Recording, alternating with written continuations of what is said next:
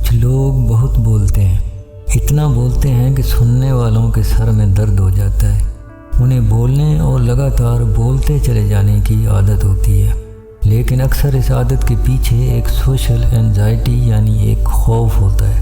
یہ خوف خود کو اس عادت میں چھپا لیتا ہے۔ یہ عادت کیا ہے؟ یہ کسی شخص کی ایک سمجھ ہے۔ وہ سمجھتا ہے لوگ اسے بہتر طور پر جان نہیں پاتے، دنیا اسے ہر وقت نوٹس کرتی ہے، اسے ڈر لگتا ہے لوگ اس کے بارے میں برا تاثر نہ پال لیں، اسے اجنبی لوگوں سے ڈر لگتا ہے، پتہ نہیں وہ اسے کیا سمجھ لیں۔ وہ پھر ہر وقت بول رہا ہوتا ہے۔ وہ کیا ہے؟ اس کے آس پاس کیا ہو رہا ہے؟ اسے وہ کس نظر سے دیکھ رہا ہے؟ اس کے تاثرات، تجزیے کیا ہیں؟ یہ سب دوسرے کو فوراً سنانا چاہتا ہے، اس سے پہلے کہ وہ اس کے بارے میں کچھ اور نہ سوچ لیں۔ وہ پھر کسی کی نہیں سنتا، وہ صرف سنانا جانتا ہے۔ یک طرفہ گفتگو ٹی وی یا ریڈیو پر ہوتی ہے۔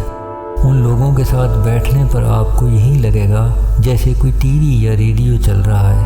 آپ کا کردار صرف سننے تک ہے، اس لیے ایسے شخص کی محفل میں آپ کے سر میں درد شروع ہو جاتا ہے۔